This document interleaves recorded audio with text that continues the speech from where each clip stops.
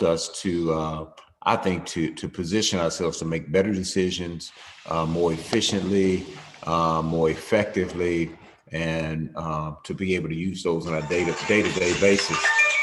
I think it's so important that as we continue to navigate and continue to move forward in life and make the transitions that we need to make, it's going to be very vitally important that we utilize wisdom. We're going to be in Proverbs chapter 9 today, picking it up there, chapter 9. I'm going to read a few verses there. And my hope and my prayer is that you're able to improve your lives as we continue to move forward. But we're going to be in Proverbs 9.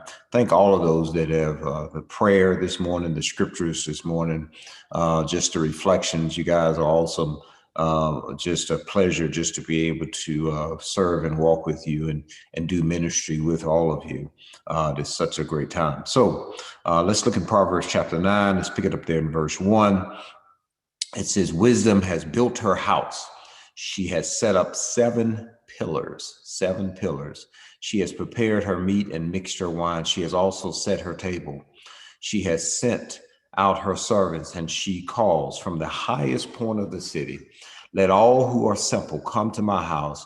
To those who have no sense, she says, come eat my food, drink the wine I have mixed. Leave your simple ways and you will live. Walk in the way of insight. Whoever corrects a mocker invites insult. Whoever rebukes the wicked incurs abuse. Do not rebuke mockers, or they will hate you. Rebuke the wise, and they will love you.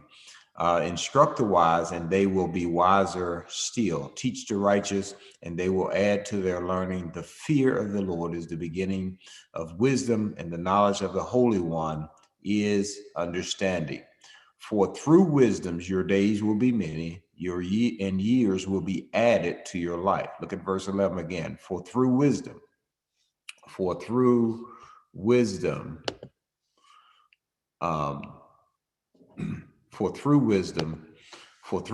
your days will be many, and your years will be added to your life. If you are wise, your wisdom will reward you. If you are a mocker, you alone will suffer.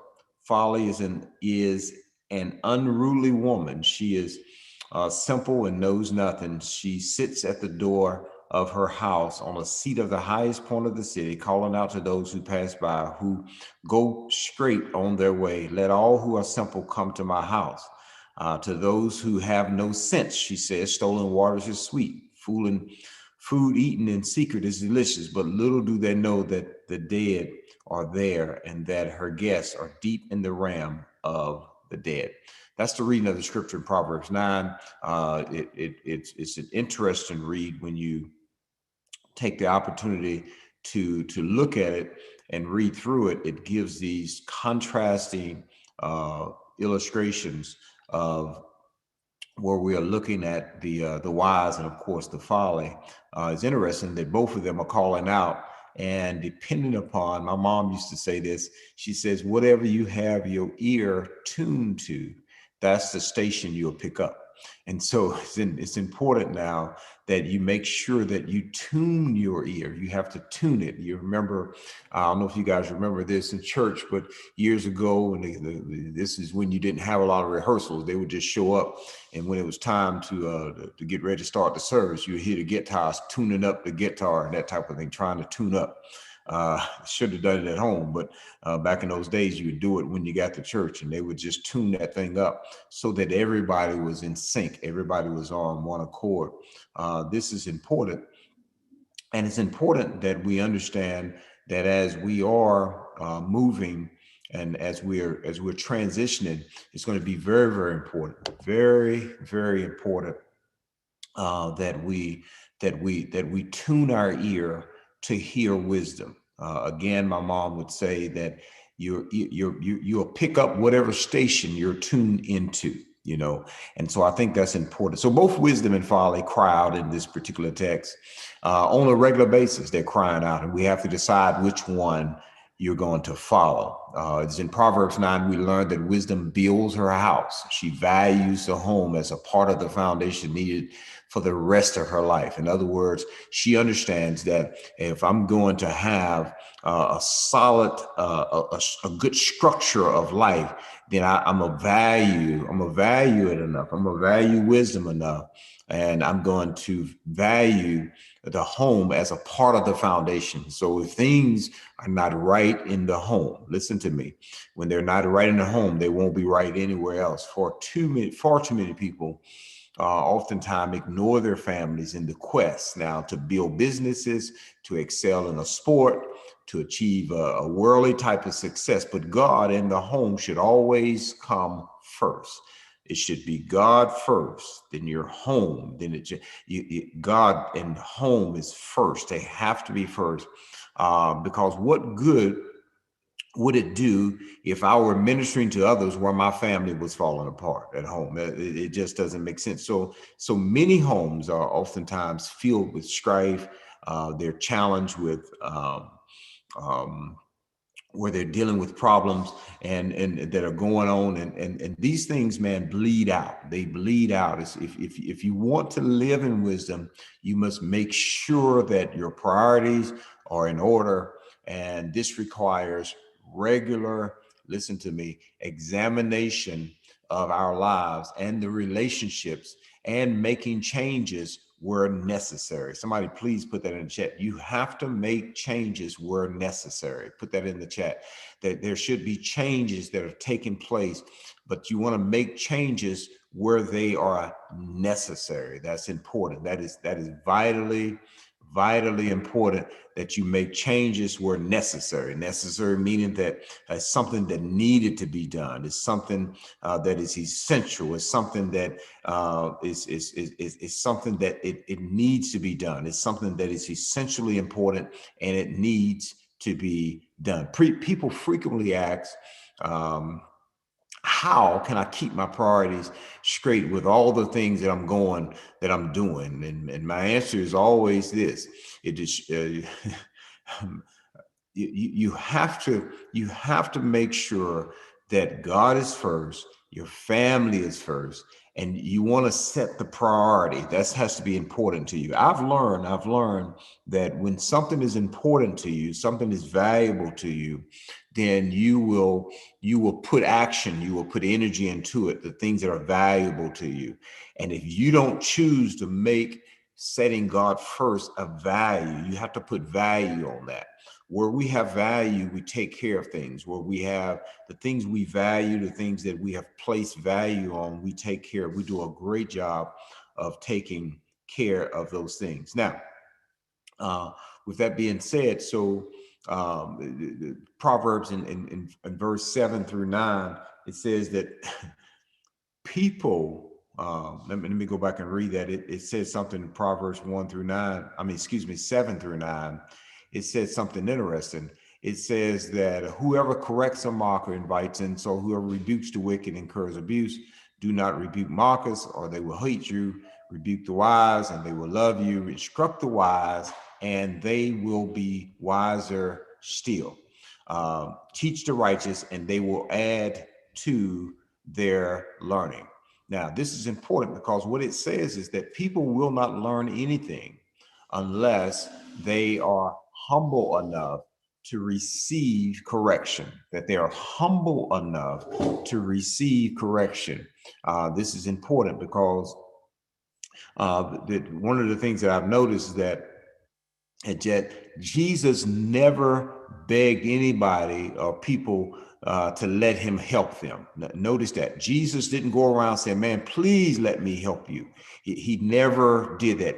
He only gave his help and his support to those that you had to ask for it. Oftentimes you had to ask for it. He would make a suggestion, but a lot of times you had to ask for it. He would always cause you to have to do something for him to make the next move. And I think this is important because if you're not careful, many of us would spend a lot of our time trying to give ourselves and give information and give wisdom to someone who doesn't even want it.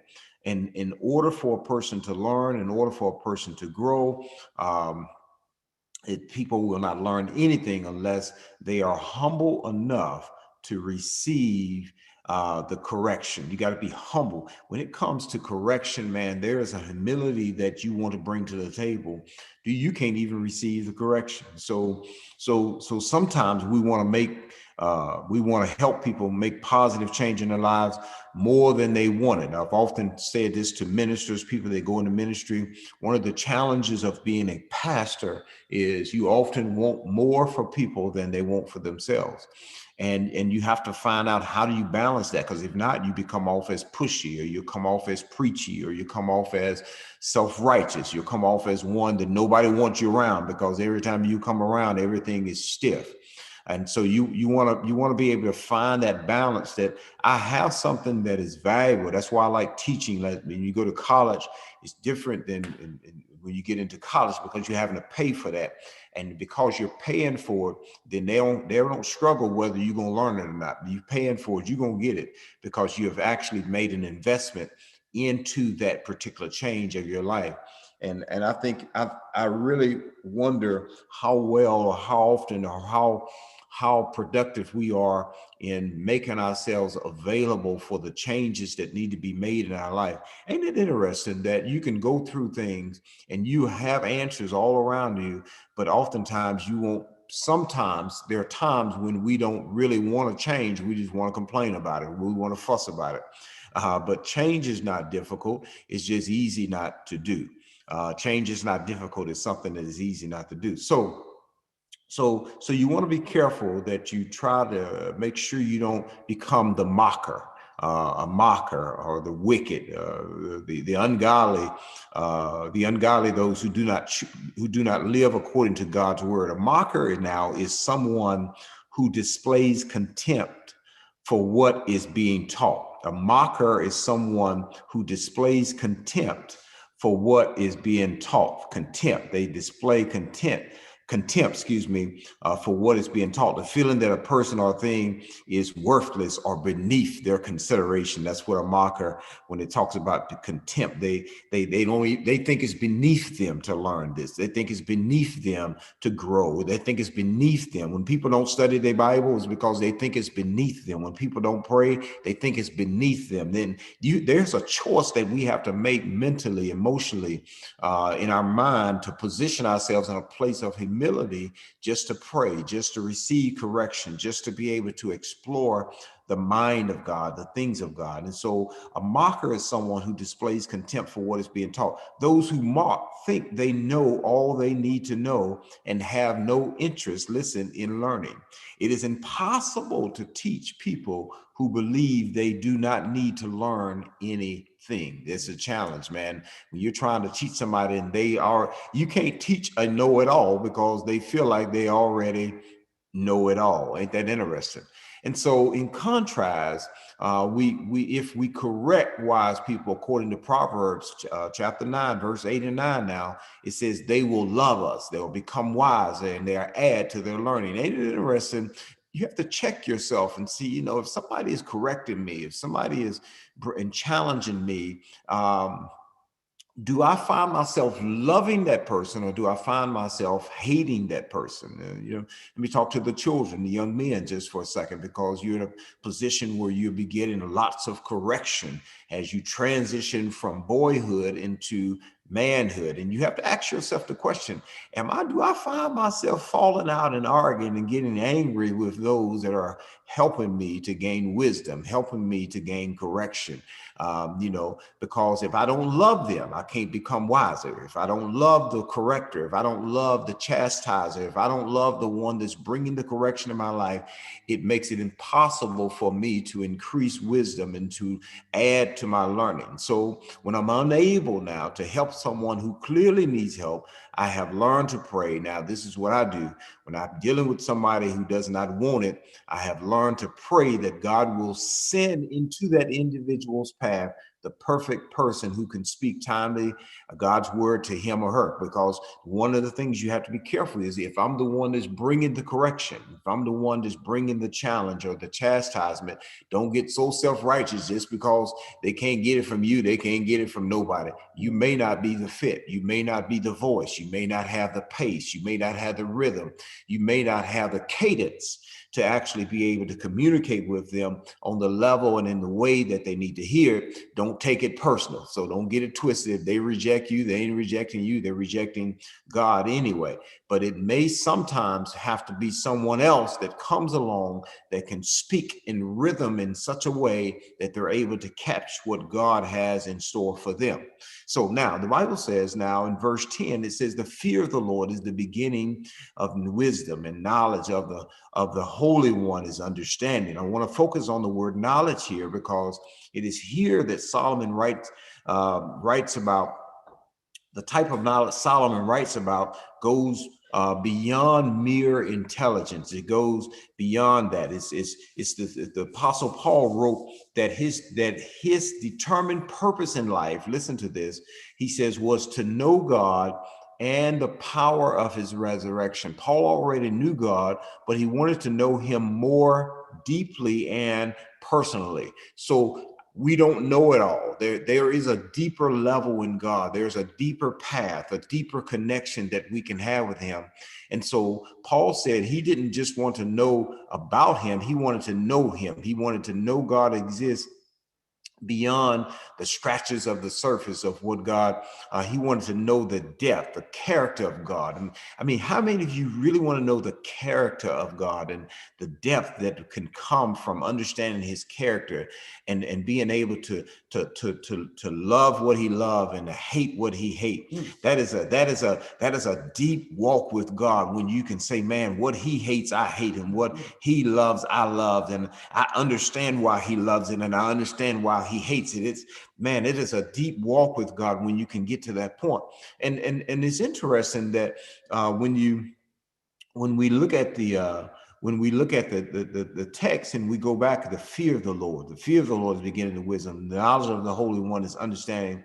Listen, in verse 11, it goes on to say that for through wisdom, your days will be many. Wisdom extends our life. It extends our presence. It extends our existence in this earth.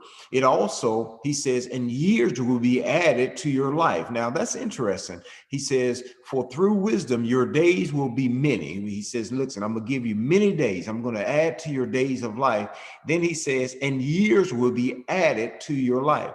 If you're wise, your wisdom now will reward you. It will give you a reward. In verse 12, he says, but if you're a mocker, you'll be alone. You'll suffer alone. And so then he goes and transition now and starts to talk about this folly. And he describes folly now as an unruly woman. It is described as an unruly woman. And it says that she is simple and she knows nothing.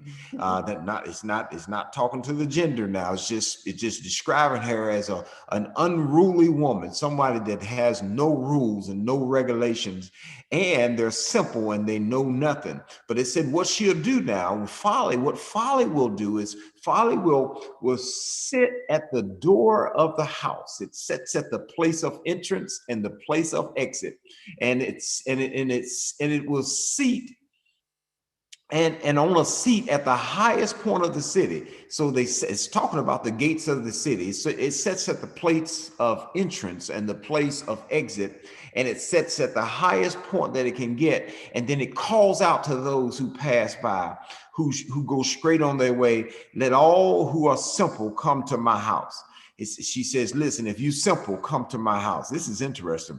And she tells you to come. Folly says, come. If you are simple, I want you to come. Folly looks for people that are simple, that are how can you say, that are simple. It looks for those that are in a position where they really don't want to learn. They really don't want to grow, and says, listen, come to my house. And it calls to those who have no sense. No sense. Interesting. And she says stolen waters are sweet. So she says things that are wrong, things are out of order. Stolen waters are sweet. That doesn't go together. It says food eaten in secret is delicious. So it tries to create this secretive. I'm always nervous when our grandson the other day, yesterday, he wanted to go to, he says, Papa, I got some friends that want to meet at the drag strip and hang out. So his lady Pat says, okay, well, you think I should, who's meeting down there? And let me talk to the parents. So let me talk to the parents of who you meeting down there. We can't just drop you off at places.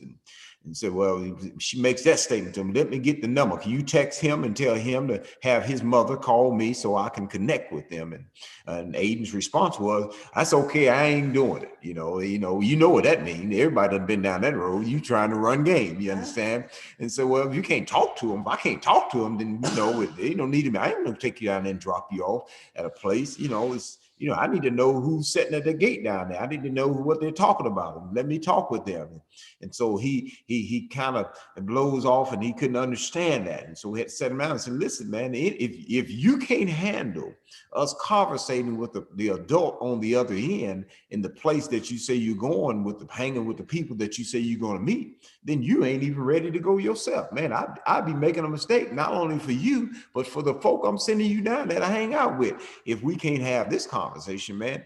And so, but and everybody's done been down that road where you try to run game, and you try to run game on your parents, and they use wisdom and say, you know what, let me talk to the mama, let me talk to the daddy, who's going to be down there, who's dropping them off, you know what I'm saying, and that type of thing. And so we wanted to understand, and so it helps us to get insight.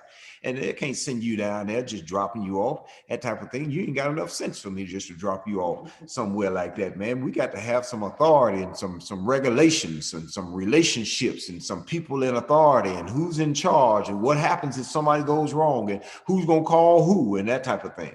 And so he ended up not going, I think. And so I don't know if his mother took him or not. And so it always ends up that way. And that's the thing. We have to be careful about secrecy. Stop it. It is funny. It is funny when you're invited into someone's house, when you go into the space and that type of thing. And when people invite you to their house, they typically invite you to the space that's safe. You understand? But everybody got secrecy in their house, got secret back rooms and things and shelves and things on the back burner that you ain't gonna pull out, especially if you invite the pastor over, you understand? But you have to be careful what you make secrecy, and there's a spirit to that comes with that. And so she says, listen, come on, I'm trying, let's create a secret. Let's create this place, this space where nobody knows about it but us. That's always a sensitive statement. I want to talk about something nobody knows about this but us. Okay, that's a sensitive statement now, because my ears have to go up. I got to be cautious about how I'm going to proceed. Now this folly is trying to take your life away. Wisdom adds to your life, but when it talks about folly, it says in verse 18, but little do they know that the dead are there, and her guests are deep in the realm of the dead. So folly is that one that's trying to take your life, trying to rob you of your essence of who you are. And you have to be careful now when you are around someone and you feel as though your life is being taken out of you, your breath is being taken away, that you feel as though you're going down and you don't have any energy, because it suggests now that you may be entering into, listen to this, the folly zone. You're going into a place now where people die. You're going into a place where people don't return. You're going into a place where things are out of order. That which is stolen now is called to be sweet. It's out of order. It doesn't make sense.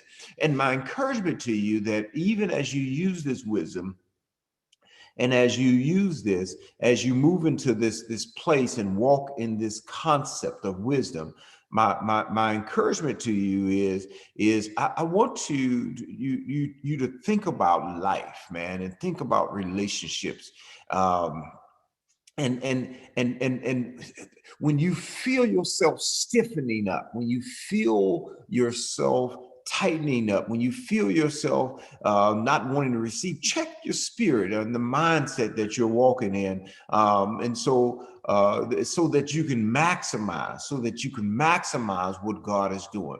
So now the Bible has one main message, and when we do what God tells us to do, we will be blessed.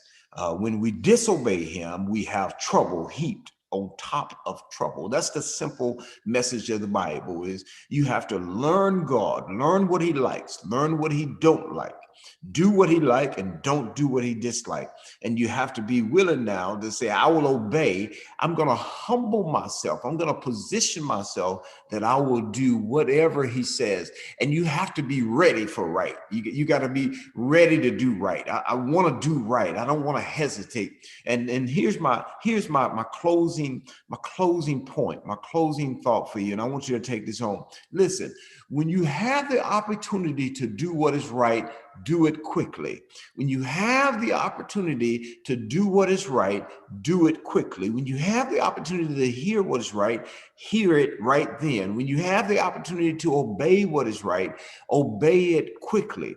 Because life now, when you obey, when you walk with wisdom, He gives you many more days, and He'll add years to your life so that you can maximize who God has called you to be. I want to encourage you now that as you're moving forward now, don't forget about those 7 core principles of Proverbs. You want to make sure that you grab those, that you utilize those in your daily walk and doing what God has called you to do. I believe that this is a season and time where you can prosper even in the midst of a pandemic. I believe that this is a season and time that even when there's things that are taking place in our world that is causing disruption, listen, if you use wisdom, everything will work to your advantage and work to position you in a better place as you walk with God. That is the end of my message. I hope that this has been a blessing to you. I hope that it has been uplifting to you. And I hope that